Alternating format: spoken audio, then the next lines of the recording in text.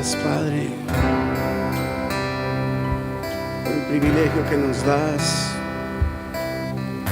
de tener esta oportunidad de adorar, alabarte con nuestros cantos, con nuestras manos, con todo nuestro ser, y por tu provisión que nos permite también adorarte a través de las ofrendas. Gracias porque tú amas al dador alegre, pero también, Padre, aquellos que no pueden ofrendar, tu bendición está sobre de ellos también. Gracias por todas esas oportunidades, por todos esos privilegios y bendiciones que nos concedes en cada momento. Y ahora, Padre, nos disponemos a meditar en tu palabra, a ser instruidos por tu Espíritu Santo. Tu palabra nunca vuelve vacía. Tu palabra siempre cumple el propósito por el cual ha sido enviado.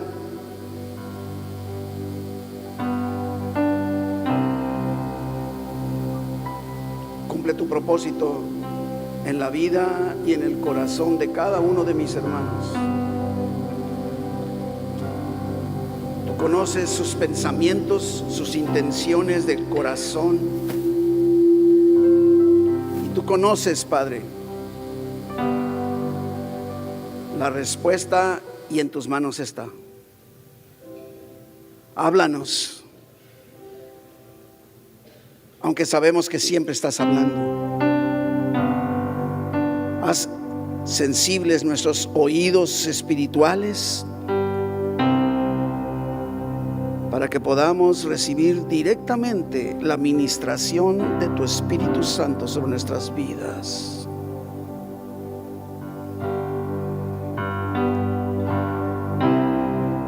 Así dispuestos, nos sometemos bajo tu soberanía, bajo tu voluntad, en el nombre de Jesús. Amén. Amén. Gracias, muchachos. Abra su Biblia, por favor, en Juan 6, capítulo 6 de Juan, Evangelio de Juan, versículo 53. Este es nuestro pasaje que nos va a estar sosteniendo, apoyando, fundamentando la temática del día de hoy. Sí, qué bueno que la palabra de Dios no consiste en un solo versículo, en un solo pasaje, sino hay muchísimos. Inclusive hay que estar buscando la dirección del Espíritu Santo para seleccionar en cada domingo el pasaje, y lo hacemos como consejo pastoral desde el mes de octubre. Así es que, y dice Juan 6:53, ¿ya lo tiene ahí? ¿Ya lo tiene ahí? Sí. Si no trae Biblia física, sí. Use su celular, su tableta, lo que quiera. Jesús les dijo: de cierto os digo, si no coméis la carne del Hijo del Hombre y bebéis su sangre, no tenéis vida en vosotros. Wow. Confuso. Y vamos a desmenuzar la idea de lo que Jesucristo está enseñando. Sabemos y queremos enfatizar continuamente, cada vez que tengamos oportunidad, que nos encontramos en el 2024, el año de Jesucristo. Aunque toda nuestra existencia, inclusive no solo como personas, sino como iglesia, tiene un solo propósito: es exaltar y centrar todo en la vida y la obra de Jesucristo. Dios nos ha dirigido a un énfasis en el 2024 muy particular, muy selectivo. Por eso 2024, el año de Jesucristo. Y como todos sabemos, cada mes tenemos una serie diferente. Desde que entramos al mes de abril, entramos con esta serie llamada Jesucristo, tipos y formas. Y desde el primer domingo de abril hablamos acerca de este concepto de tipos y dijimos ¿qué es un tipo? Pudiera ser confuso o pudiera que no comprendamos totalmente y de alguna forma tratamos en aquel entonces de definir a qué se refiere y dijimos que un tipo es una conexión histórica. Una conexión histórica entre un personaje o una cosa o un hecho del Antiguo Testamento con una persona, un hecho o una cosa en el Nuevo Testamento. Es cuando se conecta esa conexión, es lo que los expertos le llaman un tipo. Podemos encontrar la definición de la palabra tipos del griego.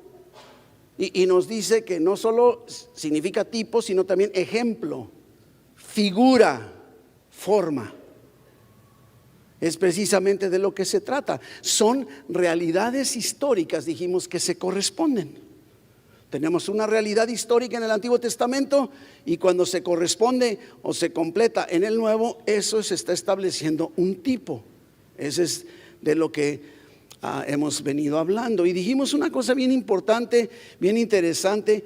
Dios es quien define en su palabra cuáles son esos tipos. No los definimos. Pues a mí se me hace que esto está bien suave aquí. No, nosotros no definimos los tipos. Se hacen evidentes porque Dios mismo los plasma en su palabra. Nuestra tarea como cristianos es encontrarlos, descubrirlos, porque ya Dios los definió, nosotros no. Y también comentamos ese primer domingo, dijimos que hay muchos tipos diríamos en la Biblia, ¿sí? Y durante este mes de abril solo estamos viendo unos cuantos. Es más, son 4 domingos de abril, solo podemos ver 4 tipos, ¿verdad? No podemos ver más, aunque hay muchos más, ¿verdad? Y dijimos el primer tipo que no está en nuestro temario, pero dijimos, encontramos el primer tipo, un personaje, y me estoy refiriendo a Adán. Y entonces la Biblia nos marca con toda claridad que Adán es un tipo de Jesucristo. Adán como personaje está conectado con Jesús, el personaje en el Antiguo conectado con Jesús en el Nuevo. Eso es lo que lo hace un tipo, ¿sí? Y dijimos, por ejemplo, el sustento para esta realidad lo encontramos en Romanos 5:14. Romanos 5:14 nos muestra aquí, dice, no obstante, dice, reinó la muerte desde Adán hasta Moisés, dice, aún en los que no pecaron a la manera de la transgresión de Adán. Y mire cómo Dios dice, el cual es figura, el cual es tipo del que habría de venir, o sea, de Jesucristo. Se fija cómo Dios mismo está diciendo que Adán es un tipo de Jesucristo. Ya lo vio, no lo estamos inventando, no lo estamos definiendo nosotros. Hay una conexión histórica, insisto, entre Adán en el Antiguo con Jesucristo en el Nuevo. Y ahí mismo en Romanos, pero el versículo 18, Romanos 5:18, continúa diciendo el apóstol Pablo, así que como por la transgresión de uno, de ese uno, ¿quién es? Adán, vino la condenación a todos los hombres. Por eso nacemos como nacemos y hacemos lo que hacemos. De la misma manera, por la justicia de uno, ¿quién es ese uno? Jesucristo. Vino a todos los hombres la justificación de vida. Porque así como por la desobediencia de un hombre, Adán, los muchos fueron constituidos pecadores, así también por la obediencia de uno, Jesucristo, los muchos serán constituidos justos. Y entonces un tipo, creemos que Dios lo define porque de alguna manera nos ayuda a comprender muchas verdades bíblicas. Uno de los principios que establecemos es bien claro. Para nosotros toda la Biblia, Antiguo y Nuevo Testamento, son verdaderos, están vigentes. Inclusive podríamos decir que el Nuevo Testamento es como la explicación a todo el Antiguo. Muchas cosas del Antiguo Testamento no las comprendemos hasta que leemos en el Nuevo y decimos, ya entendí. Y lo mismo sucede, encontramos ¿por qué Adán habrá hecho lo que hizo? Y cuando vemos que es un tipo de Jesucristo y vemos qué bueno que Jesús hizo lo que hizo a pesar de lo que hizo Adán. Si estoy siendo claro, es lo que Dios quiere enfatizar, y ese es el propósito de los tipos en la Biblia. Ahora, ese primer domingo de abril vimos un personaje y dijimos Melquisedec, tipo de Jesucristo. ¿Recuerdan? Melquisedec, tipo de Jesucristo. Y dijimos, es un personaje misterioso. E inclusive este personaje Melquisedec solo aparece en 2 pasajes en el Antiguo Testamento y una sola vez en el libro de los Hebreos en el Nuevo. No más, no volvemos a saber absolutamente nada de Melquisedec. Y entonces se vuelve así un personaje medio, no sé, raro, por decir una cosa. Melquisedec ahí en el Antiguo Testamento, en Génesis, está identificado como rey de Salem, ¿sí? Y sacerdote del Dios Altísimo. Y comentamos, bajo la ley nadie podía ser al mismo tiempo rey y sacerdote. ¿Sí? ¿Se acuerdan? En ese sentido lo convierte en algo particular, y entonces está conectando la esencia de que Melquisedec en el Antiguo Testamento va por encima de la ley, porque inclusive Melquisedec, quién sabe inclusive si era del pueblo de Dios, y era un sacerdote del Dios Altísimo. Y viene Abraham, ¿se acuerdan? Es la historia en Génesis. Inclusive le da los diezmos al sacerdote. El sacerdote trae pan y vino. Y luego, ¿qué hace el sacerdote? Bendice a Abraham en el nombre del Dios Altísimo, el Dios de Abraham. Y entonces nos damos cuenta que no podemos descuidar esta conexión de ver entonces a Jesús como el sumo sacerdote. Y dijimos, el mayor desarrollo de este concepto de Melquisedec lo encontramos en el libro de los Hebreos, la carta a los Hebreos. Y ahí encontramos no solo que nos esté hablando particularmente usando el nombre Melquisedec, sino también está utilizando el concepto de Melquisedec como rey y sacerdote y llevándolo a demostrar, porque dijimos, la carta a los Hebreos tiene el propósito de demostrar que Jesús es mayor o mejor que. Esa es la palabra que define la carta a los Hebreos. El autor se dedica a demostrarle a los lectores que Jesús es mayor que los ángeles, mayor que Moisés, mayor que Abraham, mayor que Moisés, y todo por encima está Jesús. Está queriendo demostrarles la superioridad de Jesucristo.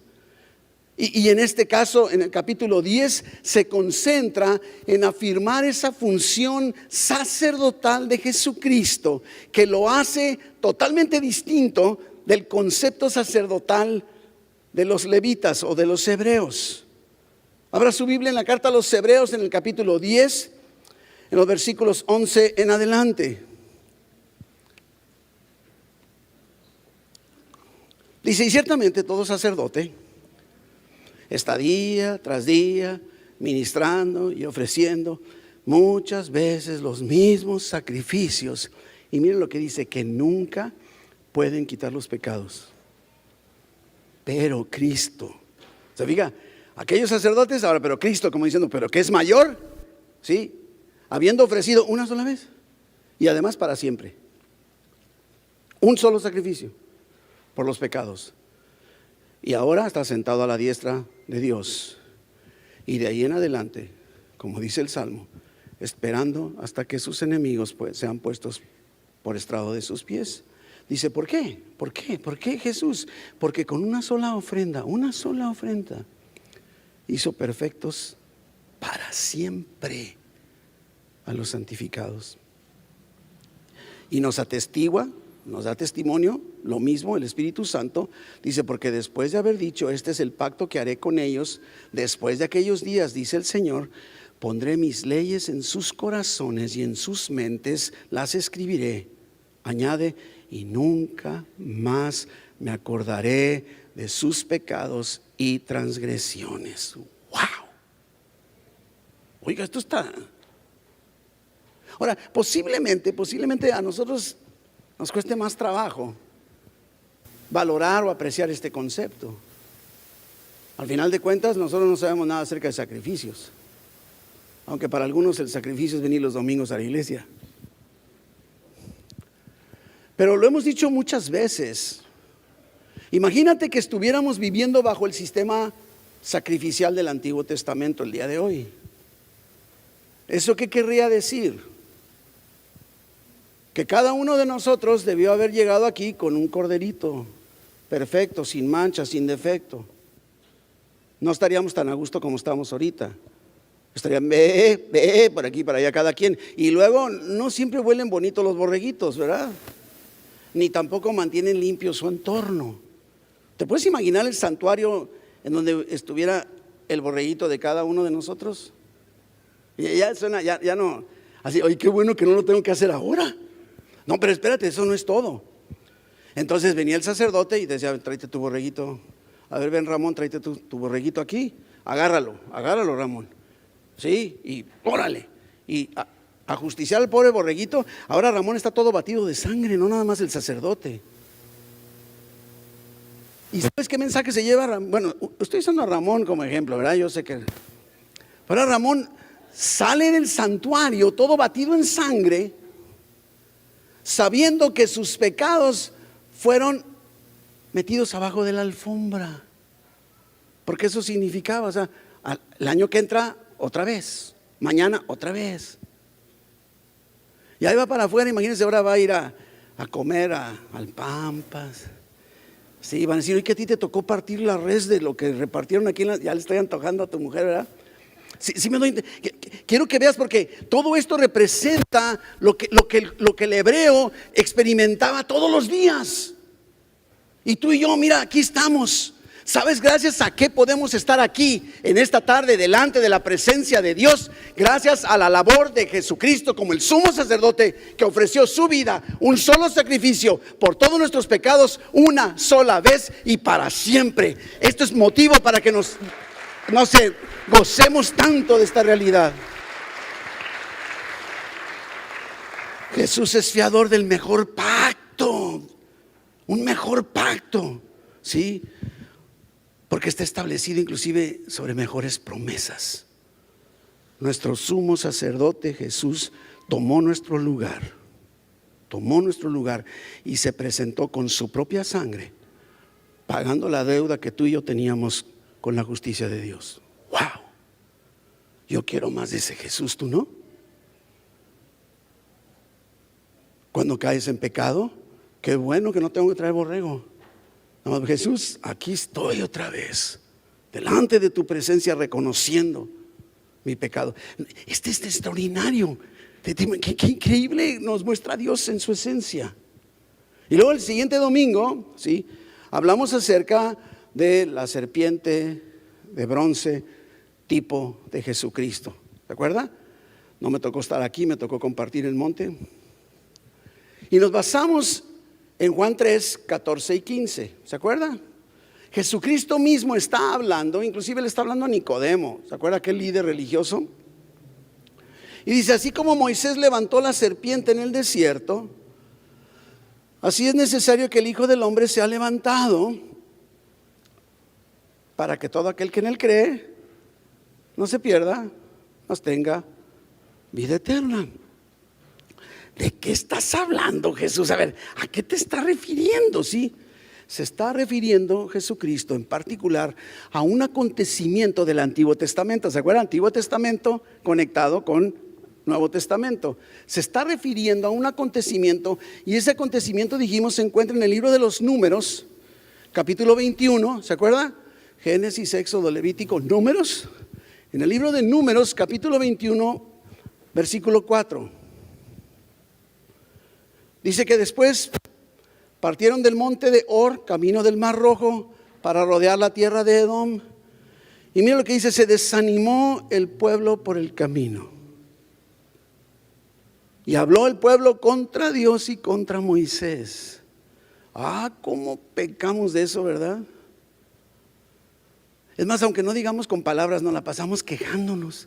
Cuando las cosas no salen como quiero, cuando no salen las cosas como yo planeaba, hago berrinches. ¿Sí o no? ¿O nada más yo? Tengo que estar cuidando. Hay muchas ocasiones en que soy muy propenso. Imagínense que ahorita tuviera que estar acomodando esto y se me cae. se me cayera ahorita, qué bueno que no se me cayó.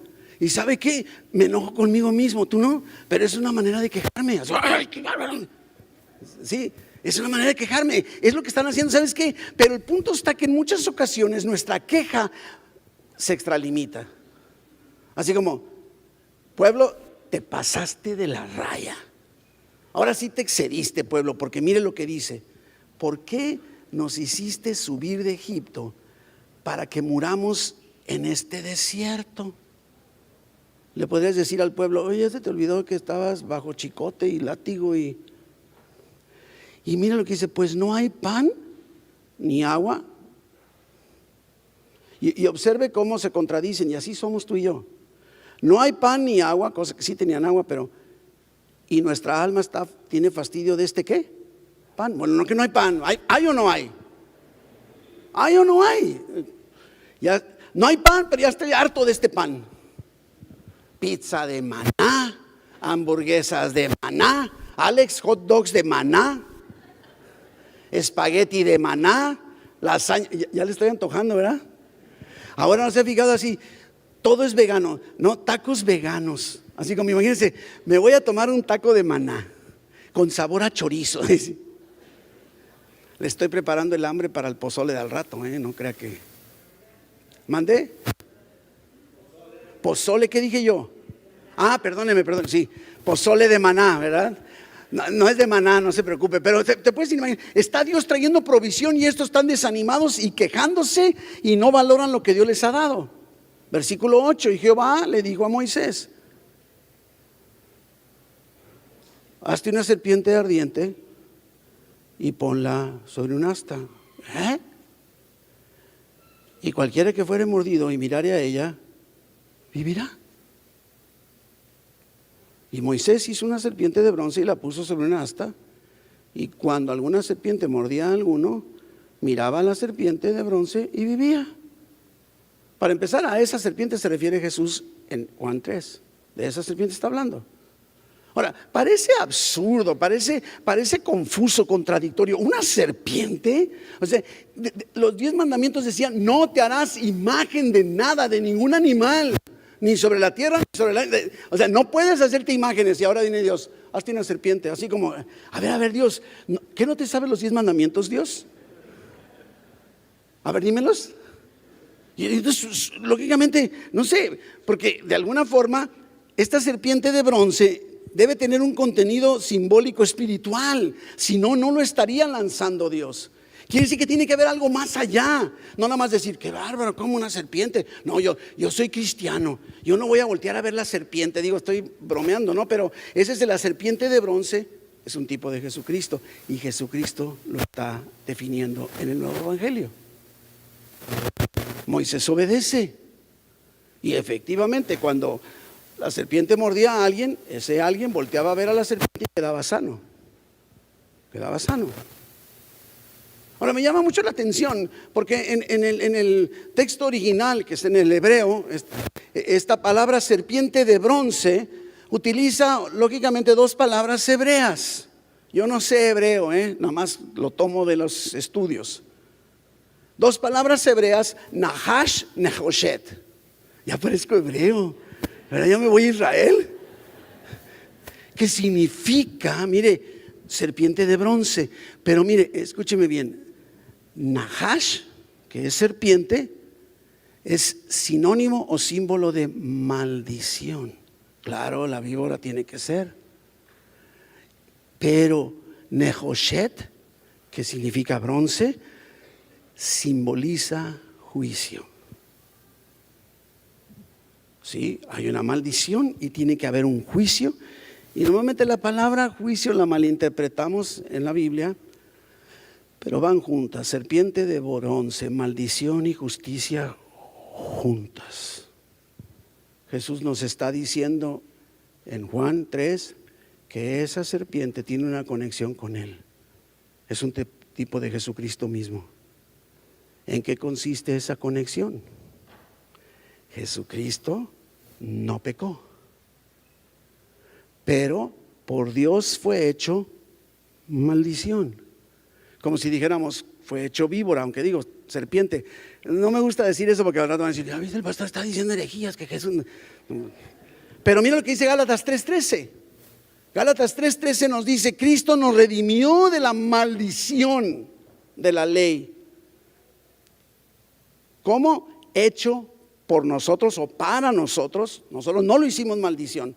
Fue hecho por Dios maldición a nuestro favor. Y porque escrito está, maldito todo el que es colgado en un madero. ¿Ya vio? Tú y yo nacemos en pecado como resultado de la acción de Adán. Y necesitamos ser juzgados. Nacemos en maldición, por así decirlo. Por eso, dice Romanos 3:23, por cuanto todos pecaron, tú también y yo, y están destituidos, separados de la gloria de Dios. Estamos en maldición sin Cristo.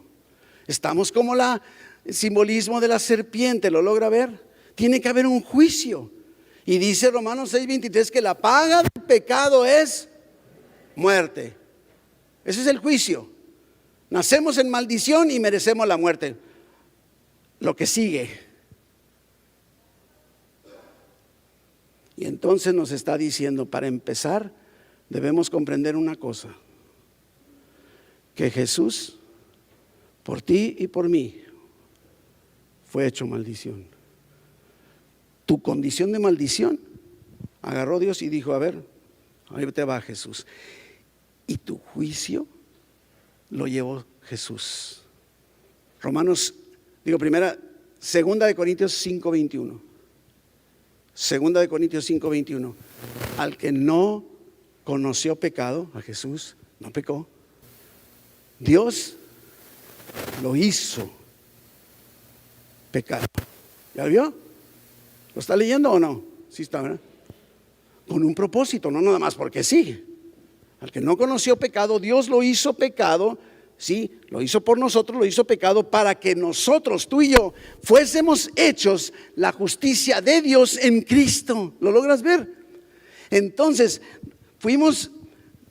nacemos en maldición como ocasión o como resultado del pecado. La consecuencia es lo que estamos viendo en los grupos pequeños. Con eso empezamos la serie de este bimestre, en el sentido de que hay consecuencias de la caída. Nacemos en maldición, aunque no quieras. Y nos merecemos un juicio. Entonces, ¿qué hace Dios? Tu maldición, hago a Jesús maldición en lugar tuyo. Y el juicio que está sobre ti, se lo pongo arriba de Jesús. De tal forma que ahora tú y yo en Cristo somos hechos la justicia de Dios en Cristo Jesús. ¿Quieres más? ¿Quieres más? Nos ha rescatado. Ahora soy justo. Ay, pastor, qué creído eres. Así dice la Biblia.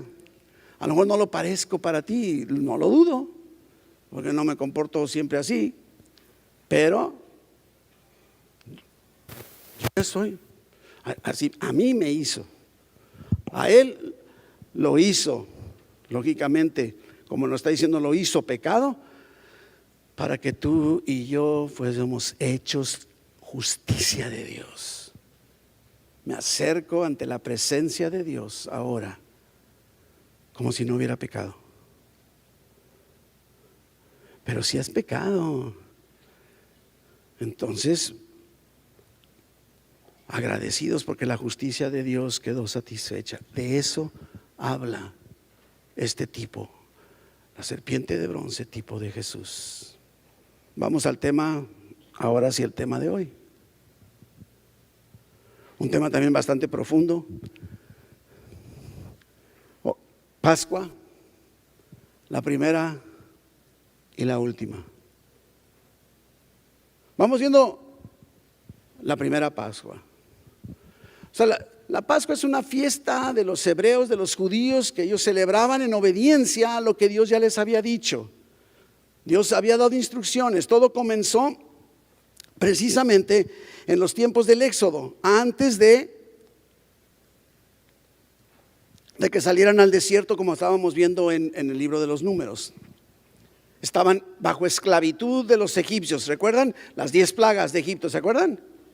Por cierto, son 10. A veces pregunto, oye, ¿cuántas plagas te acuerdas? 7. No, ahí no se aplica el número 7.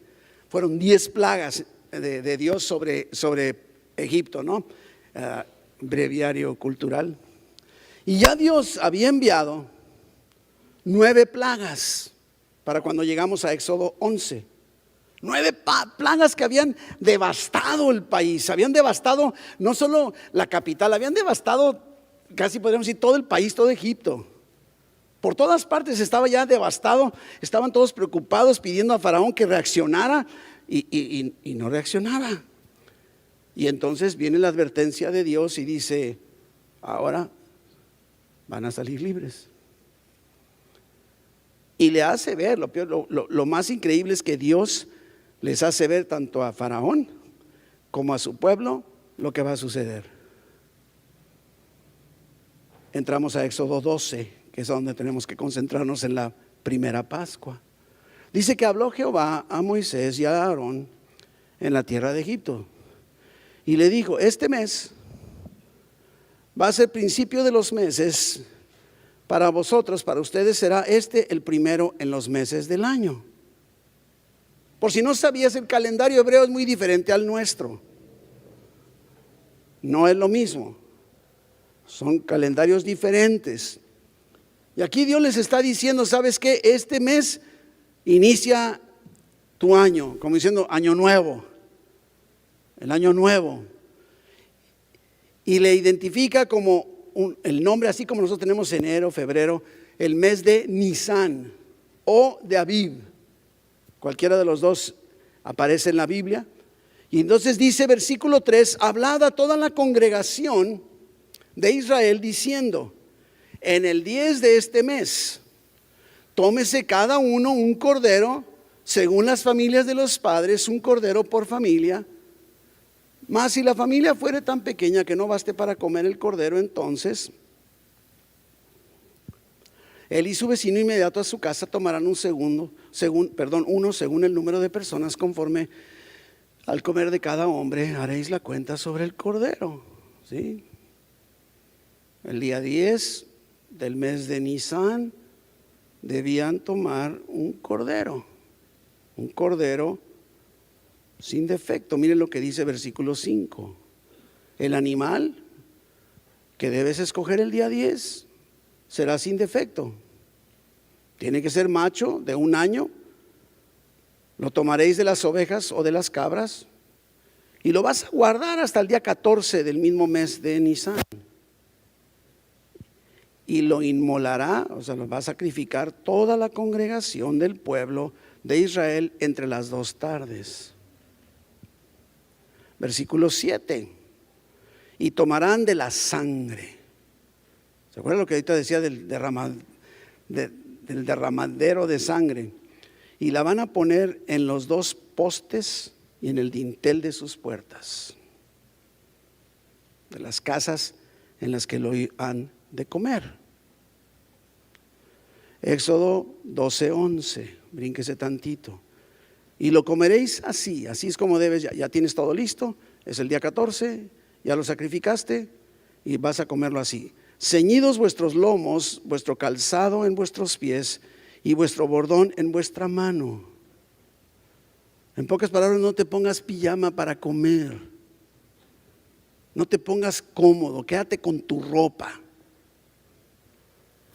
Me hace burla a mi esposa a veces porque yo normalmente no sé por qué, pero estoy sentado en una mesa y yo no sé por qué, pero nunca me siento bien. Normalmente, ¿qué haces tú? Te sientas en una mesa, no, como que estoy así como siempre salidito. Y me dice, ¿qué vas a salir corriendo? Pues digo, es más o menos así como, no te quedes tranquilo, cómelo rápido. Mira lo que está diciendo, ¿verdad? Vestido, y lo comeréis apresuradamente. Apúrate, ¿sí? A veces se antoja comer rápido, pero a veces quieres así como saborearlo. Pero aquí no, el objetivo no era saborear nada. Inclusive había hierbas amargas en la dieta de esa Pascua, y dice, lo comeréis apresuradamente. Y mira, aquí está, es la Pascua de Jehová, el Pesaj en hebreo. la Pascua de Jehová. ¿En qué consiste? Versículo 12, pues yo pasaré aquella noche por la tierra de Egipto y heriré a todo primogénito en la tierra de Egipto, así de los hombres como de las bestias, y ejecutaré mis juicios en todos los dioses de Egipto. Yo, Jehová. Y la sangre os será por señal en las casas donde vosotros estéis, y veré la sangre y pasaré de vosotros. Es lo que significa Pascua, pasar por alto. Y no habrá en vosotros plaga de mortandad cuando hiera la tierra. ¿Pondrías tú la sangre en la puerta de tu casa? Hasta me aseguraría que tuviera todo embarrado. Le aventaría cubetas. Si estoy comprendiendo lo que va a suceder. Versículo 14, y este día os será en memoria y celebraréis como fiesta solemne para Jehová durante vuestras generaciones, y por estatuto perpetuo lo celebraréis. Es una fiesta que debe celebrar toda la vida. Y Dios les dio instrucciones específicas. ¿Te puedes imaginar algo que me llama mucho la atención? ¿Te puedes imaginar lo que pudieran haber estado pensando los hebreos? Si decían, teniendo el pan, decían, ¿sabes que ya me cansé de este pan ligero? ¿No? Sí, imagínense que abren, o sea, a ver, espérame, Dios, a ver, Moisés. O sea, tengo que agarrar. Y si es con mi vecino, a ver, ¿de quién va a ser el borreguito, mío o de él? Y me va a dar la mitad, porque así somos, ¿no? ¿O no? Como si dijera, ¿sabes que te invito a una carne asada a mi casa, no? Ahí te encargo que te traiga la carne, la salsa, las tortillas, los frijoles y hasta el asador, porque no tengo.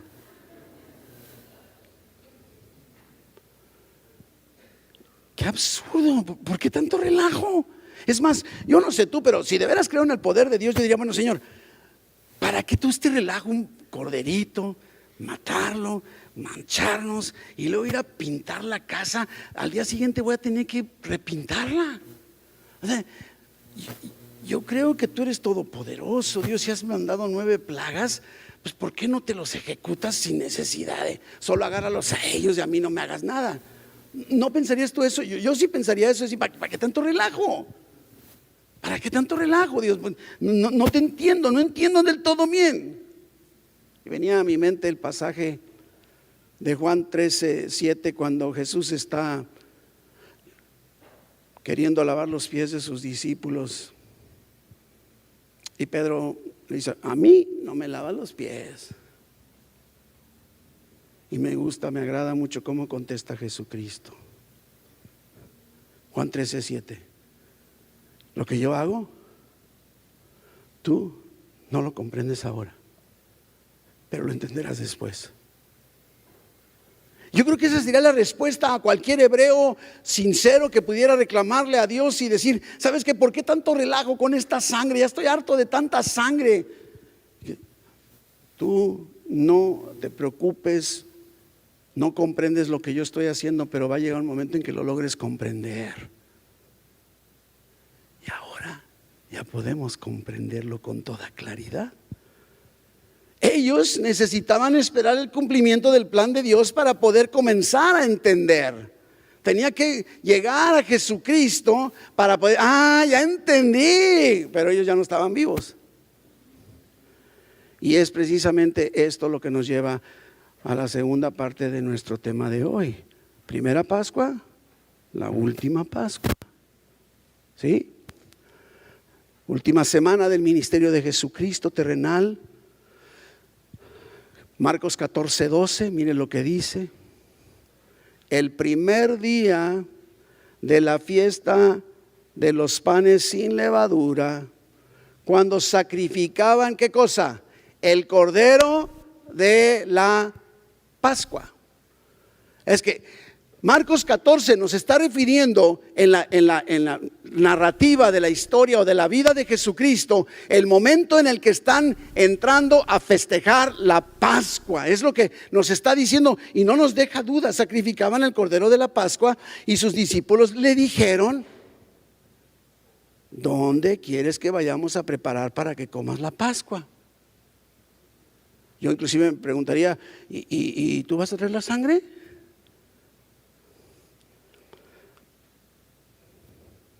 Entonces, una fiesta solemne, generaciones, estatuto perpetuo, ¿sí? Y entonces ellos llevaban más de 1500 años celebrando la Pascua, agarrando un corderito, sacrificándolo, poniendo a la puerta, cenando vestidos.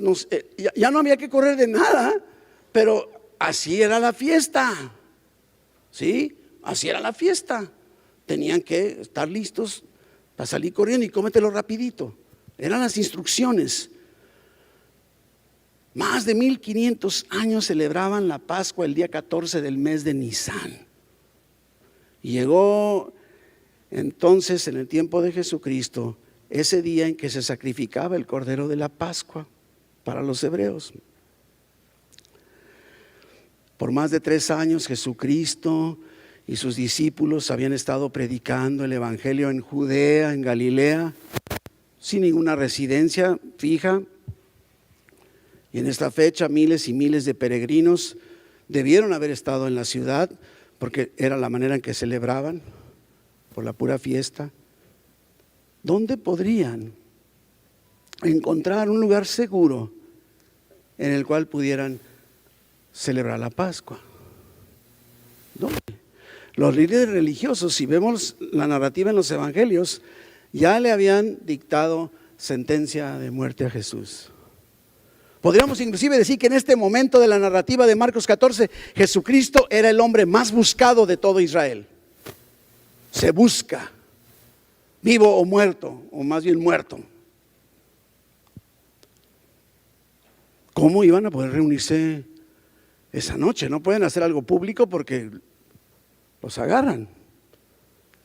Pero Jesús, como todo, está en control y lo tenía todo preparado. Marcos 14, donde estamos, pero ahora versículo 13.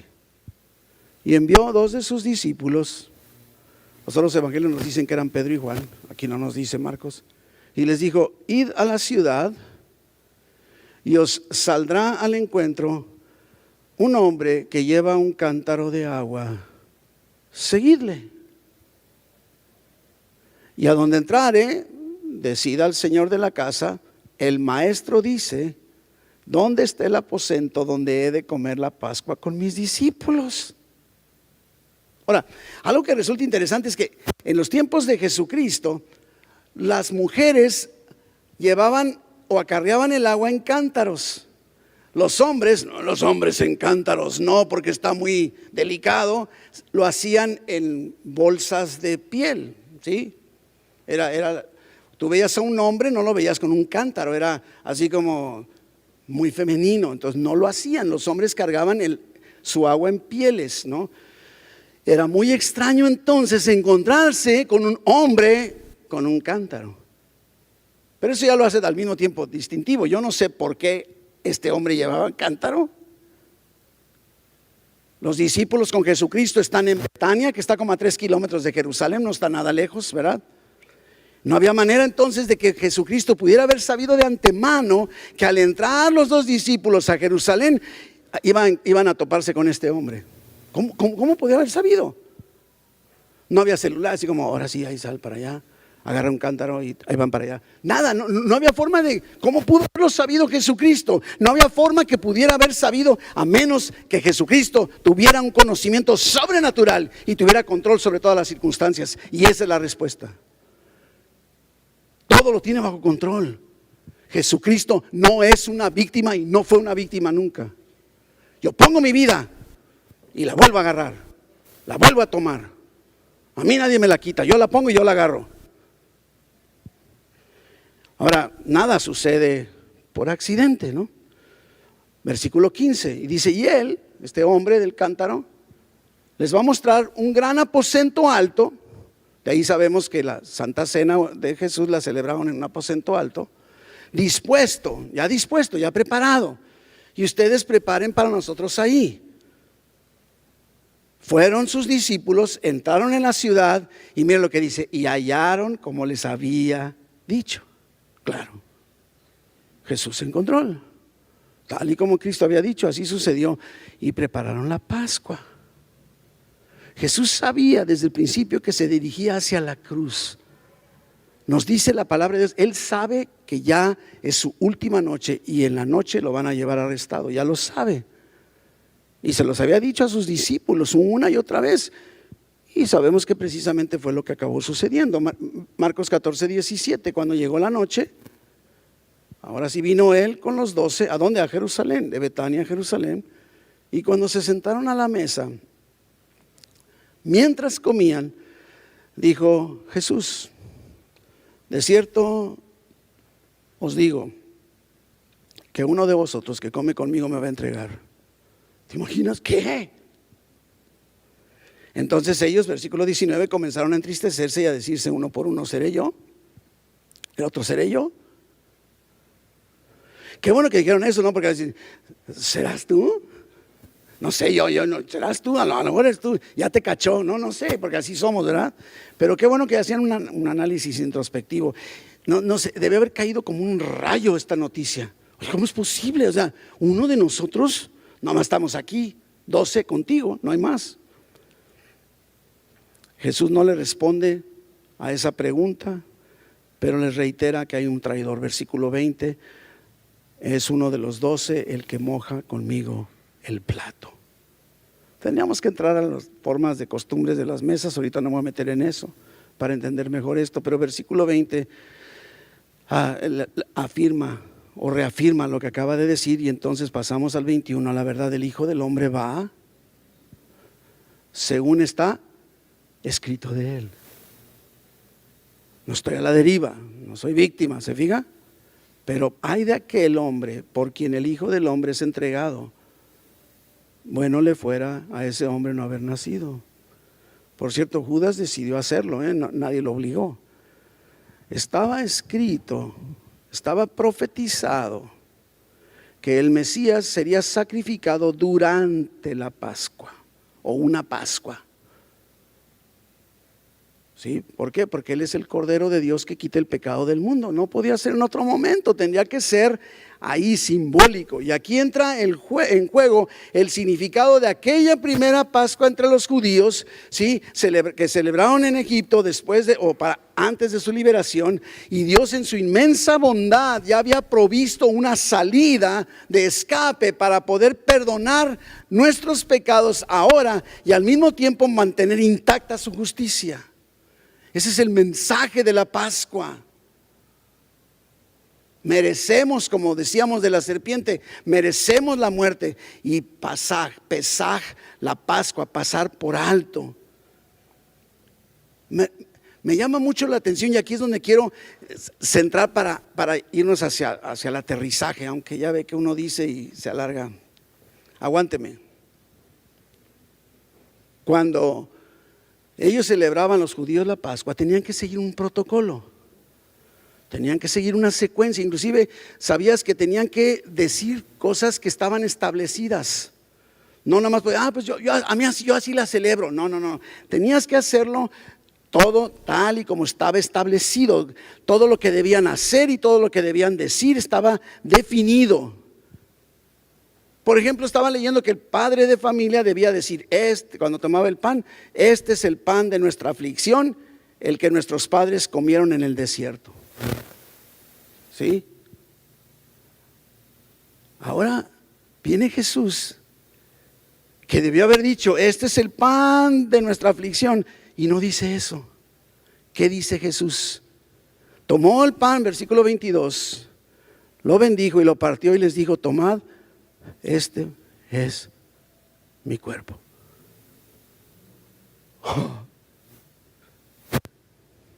No sé por qué hay gente que dice que el pan es Jesús, en el sentido que en ese momento se convierte. Ahí está Jesús, ahí tiene el pan y dice, este pan es mi cuerpo. cómetelo. No está diciendo dame mordidas. Es esencial que nos demos cuenta. Jesucristo está explicando. Y yo me imagino a los apóstoles, wow, ahora estoy entendiendo. Me imagino que al principio han de haber dicho, oye, ¿por qué violentó todo el protocolo de la Pascua? Ya viste que no dijo lo que debía decirse, pero al mismo tiempo, pan tú eres. Y entonces por eso me dices que lo coma y que cuando como viviré. Yo quiero que veamos este trasfondo, mis hermanos, porque de esto es mi cuerpo. Este es el pan de mi aflicción. Este pan representa mi cuerpo que será, no sé, de alguna manera presentado dentro de unas horas en la cruz del Calvario. Tomen, coman de este pan, pero de ahora en adelante, cada vez que lo hagan, no lo harán en memoria del Éxodo, lo van a hacer en memoria de mí. Óigame, esto transforma por completo el momento de nuestra comunión. Cada domingo que celebramos la comunión, este es el enfoque. El pan representa el cuerpo de Jesucristo. Es en memoria de Jesucristo, no en memoria del rescate del pueblo en el Éxodo. Es en memoria de Jesucristo. Y tomó el pan, versículo 19, y dio gracias y lo partió y les dio diciendo, esto es mi cuerpo que por vosotros es dado, haced esto en memoria de mí. Oiga, está más claro que el agua. Ahora logro comprender por qué la Pascua es un tipo de Jesucristo. ¿Qué pensaba Jesús de sí mismo? Que decide cambiar el significado conservador de esta fiesta religiosa que le servía al pueblo de recordatorio de uno de los eventos más importantes y trascendentales en la historia del pueblo de Dios. ¿Qué es lo que Jesús estaba pensando al decir este es el pan de mi aflicción, cómanlo en memoria de mí? ¡Wow! Sí, pero ¿sabes qué es lo más increíble? No ha terminado Jesús. Sígale leyendo al versículo 23. Y tomando la copa, y habiendo dado gracias, les dio. Y bebieron de ella todos. Hasta ahí es el ritual de la Pascua. Versículo 24, y les dijo, pongan atención, esto es mi sangre del nuevo pacto. Hay un nuevo pacto.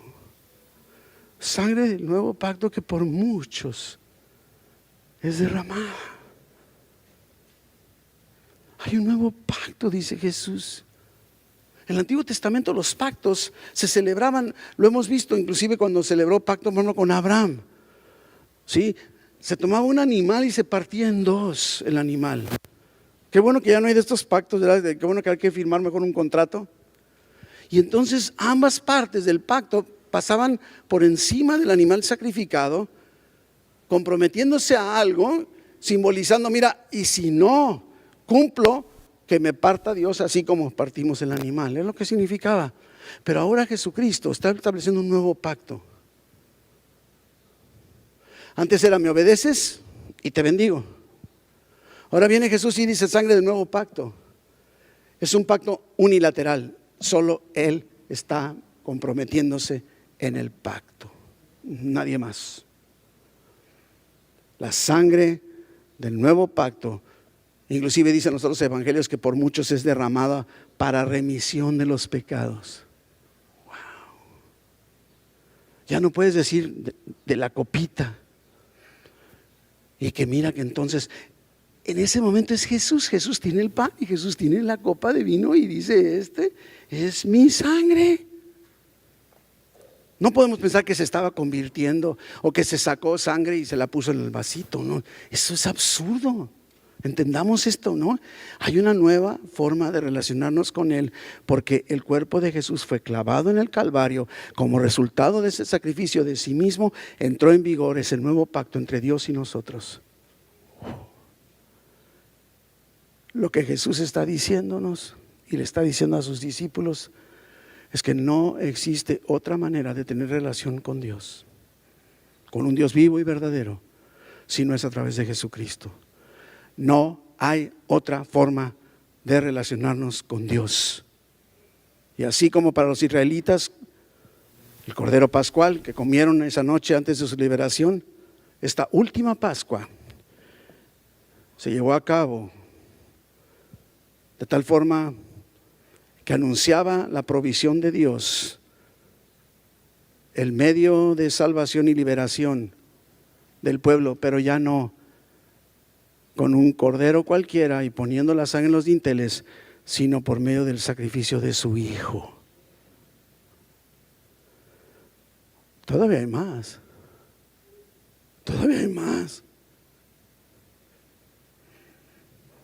Nos habla todos los pasajes del Nuevo Testamento en esta última Pascua. Nos hablan que había pan y que había vino. Pero eso no era el platillo principal de la cena. ¿Cuál era el plato principal? Imagínate que llegas a un restaurante y te dan vino y un pedazo de pan. Y dirás, ¿y lo demás? El plato principal de esa celebración era el cordero. ¿Dónde está el cordero en esa cena? Está presente. Ya no se necesita un cordero que sea sacrificado y traído ahí y asado y cocinado y comido. Al final de cuentas, ¿verdad? El plato principal, Jesucristo, estaba ahí. El cordero inocente, el sustituto que había sacrificado todo por dejar satisfecha la justicia de Dios. No había un cordero en la mesa porque el Cordero de Dios estaba sentado en la mesa. Estaba sentado. Él es el Cordero de Dios que quita el pecado del mundo. Wow. Dios mío, ¿ya?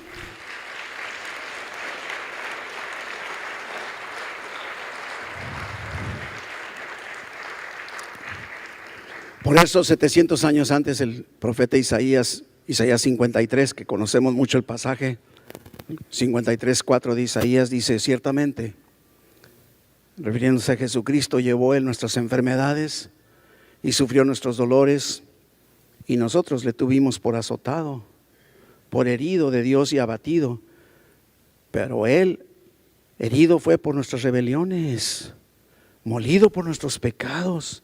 El castigo de nuestra paz fue sobre Él, y por su llaga fuimos curados. Todos nosotros nos descarriamos como ovejas, cada cual se apartó por su camino, mas Jehová cargó, ¿se fijan lo que dice el Nuevo Testamento? En Él el pecado de todos nosotros. Angustiado Él y afligido, no abrió su boca.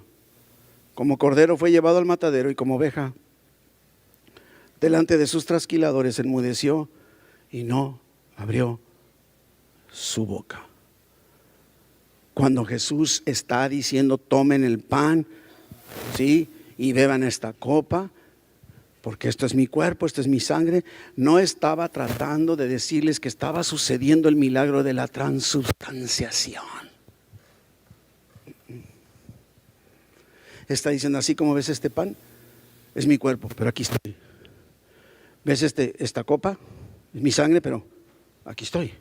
Por lo tanto, el pan del que está hablando Jesús y la copa de la que está hablando Jesús no son más que símbolos de la realidad que estaba presente ahí y de lo que iba a suceder al día siguiente. No es que el pedazo de pan de repente se convirtiera en hostia. Para nada. ¿Logras darte cuenta el trasfondo cuando analizamos con este detenimiento todo lo que aquí está sucediendo? Ahí estaba presente el cuerpo de Jesucristo. Estaba Jesucristo mostrándonos que a partir de ese momento los verdaderos creyentes ahora podemos celebrar la cena de la Pascua con un significado completamente distinto, ya que no es en la memoria del Éxodo, sino en memoria de Jesucristo. De eso se trata todo. Y por eso celebramos la comunión muy a menudo. Y si tú estás aquí en esta tarde y no has entregado tu vida a Cristo, si no te has apropiado por la fe de esta realidad del Cordero de Dios que quita el pecado del mundo, déjame recordarte algo antes de concluir. Cuando precisamente Dios estableció la primera Pascua, ¿sí? No bastaba con que sacrificaras al Cordero, o sea, lo sacrificas y te lo comes mientras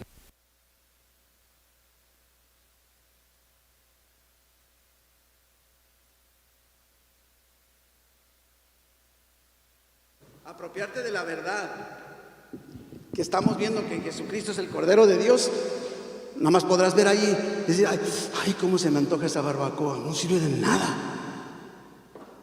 Tienes que, este mensaje de salvación es para ti si tú nunca has entregado tu vida a Cristo. Es para ti en esta tarde. Tienes que, como comerte el cordero se refiere, tienes que creer y dar el paso de entrega. Así como Jesucristo fue a la cruz del Calvario como el Cordero de la Pascua, como nuestro sustituto inocente para pagar nuestra deuda con la justicia de Dios por causa de nuestros pecados, tú y yo tenemos que apropiarnos de esta realidad y decir: Jesús, tú entregaste tu vida por mí. Lo creo, lo vivo y te pido perdón por todo lo que he hecho hacia atrás. De nada te servirá nada más estar diciendo: wow, qué increíble. Y no me estoy refiriendo a llevar un ritual religioso. De eso no se trata. Estoy hablando de tener una relación íntima y personal con nuestro bendito Señor y Salvador Jesucristo. De eso se trata todo. Relación personal. Lo que tú y yo necesitamos para ser salvos es confiar en Cristo. Confiar en Cristo. ¿Y cuántas veces, mira, si tú nunca has entregado tu vida a Cristo, déjame decirte cuántas veces has escuchado algo parecido, un mensaje del Evangelio, y dices: mañana, hoy no. Me llama la atención que dentro de las instrucciones que Dios da a su pueblo en el Éxodo, les dice: no dejes nada para mañana, te lo acabas hoy. Igual te diría: hoy es el día de salvación.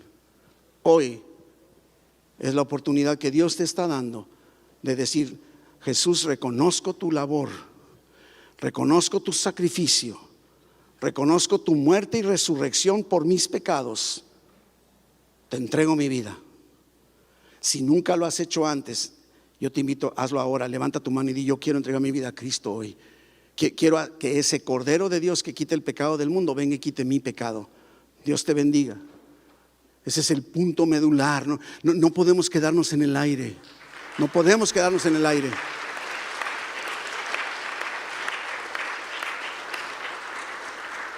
No es para mañana. No es para mañana, es para ahorita. Es para hoy. ¿Por qué? Seguir esperando. Una y otra vez. Y si estás viniendo seguido, cada domingo hacemos este llamado. No podemos dejar de dar oportunidad. ¿Por qué continuar posponiéndolo? Ven a Cristo, ven ahora, ven ya.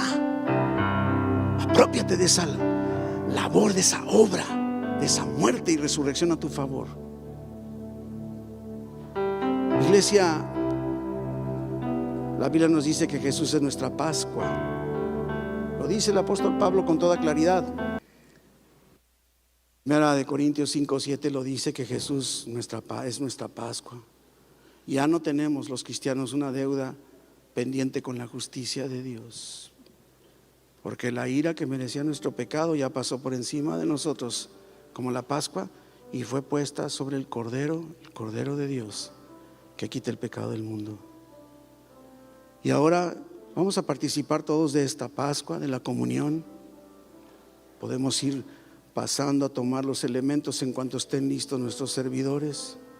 Y te diría: ¿quién puede participar o quién debe participar de esta Pascua? En la última Pascua encontramos otro aspecto, que Jesús sale del protocolo. Ellos habían venido por años, 1500 años, celebrando cada vez la Pascua, cada año. Y lo hacían en su propia familia, en sus propias casas. Pero ahora Jesucristo se está saliendo del protocolo de la Pascua, en esa última Pascua. Y ahora, ¿qué está haciendo? Él no está con su familia, Él no está en casa. Ninguno de sus discípulos está en casa. Ahora Jesucristo está invitándonos a celebrar el acto de la comunión de la última Pascua en esta familia, la familia de Dios. Porque tú y yo somos hijos suyos, hemos sido adoptados como hijos suyos al haber entregado nuestra vida a Cristo. Eso es lo que ahora hacemos. Y aunque la salvación es algo individual, el cristianismo no nos permite seguir viviendo solitarios. Formamos una gran familia, la familia de Dios, y celebramos la comunión así, como familia de Dios. Y por eso aquí estamos en esta tarde. Si tú crees en esta obra de Jesucristo, es el único requisito. Pasa con toda confianza, toma el jugo, toma el pan, regresa a tu lugar, y ahorita estaremos juntos participando, ya no de la última Pascua, porque aquella Pascua estaba Jesús presente en lo físico, pero ahora tenemos una Pascua donde celebramos a un Jesús que está presente en espíritu.